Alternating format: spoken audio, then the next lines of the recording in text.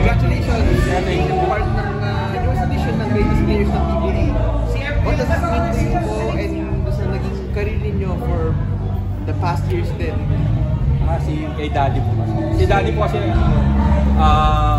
yung mga years na full of hard work saka resiliency kasi if you're na-follow niyo sa yung career niya yung middle of his career is dealing with the injury already, playing with a torn ACL or a partly torn ACL sa nag-Alaska siya. He's an example of resiliency and hard work kasi he's coming from nothing talaga, coming from a humble boy trying to play basketball in Bicol, and then Coach Turo Valenzuela paved the way para sa kanya, na-discover siya. What was it like seeing sa stage po yung mga naging teammates po ni Sir Yoyoy din po, like sobrang blessed kasi I hope siya yung naka-experience din unfortunately he's in the US. Sana once he get home, sana maka-reunion niya yung mga ibang nakasama dun sa and congrats dun sa mga na-induct ngayon. They're very well deserved kasi they played their heart out every game talaga. Especially for Delson Saitono, who is long overdue already for being an inductee as the greatest 50 greatest player of PBA. Sir, how do you siyempre siguro may time na napanood mo yung dad mo. What do you remember about him?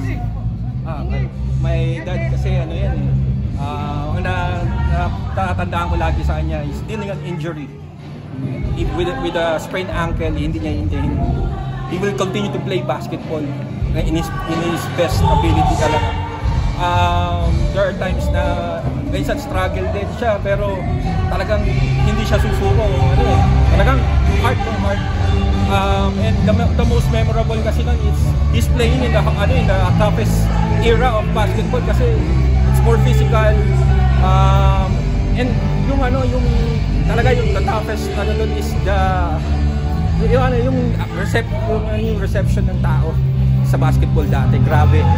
They are every team that they have their fans na everyday na hopefully sana bumalik kasi yun yung talagang natin pride and glory natin sa basketball the fans. So yun yung mga memorable sa akin aside from everything else kasi I already watched him in the dawn of his career na kasi Sarsi yun na yung natatandaan ko. Pero yung the rest, yung nasa peak siya ng career, unfortunately hindi ko na nakabutan.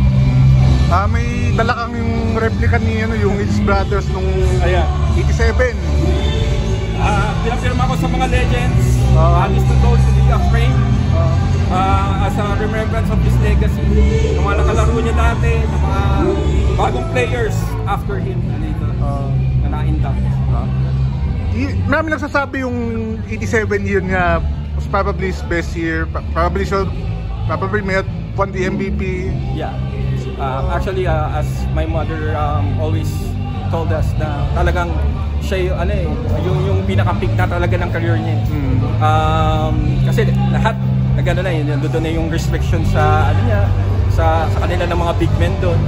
And talaga nag-excel siya nung time na yun until he get injured and then the rest is parang napaka-short-lived nung career na nasa peak siya. Pero di ba, as we all know, 1996 comeback player of the year, coming from the injuries, at least he find the role with Coach Yengyao. We're very thankful for Coach Yengyao for giving him and Elmer Yanga for giving him the chance to play for their franchise for how many years, and a part of a lot of championships that has after that. So yun yung isa sa isa sa mga milestone na nakita ko sa kanya na talagang kahit anong role siya ibigay sa kanya, gagawin niya. How did you how did Yoyoy and the family embrace yung moniker niya, Bicolano Superman? Ano kasi, mas more, na ano kami sa, kasi Yoyoy, di ba? Alam mo naman, pag Yoyoy Villame. Pero yung Bicolano Superman, pag sinabi mong Bicolano Superman, alam na.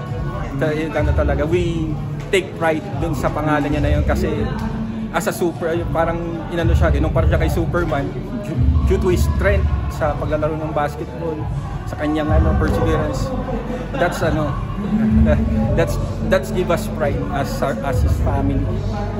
Every time na nakikita siya maglalaro or nakikita siya sa nare-record na siya sa daan, yun yung tawag sa kanya, Bicolano Superman o Yoyoy, minsan Bamaw, kasi yun yung tawag sa kanya sa Bicol, Bamaw.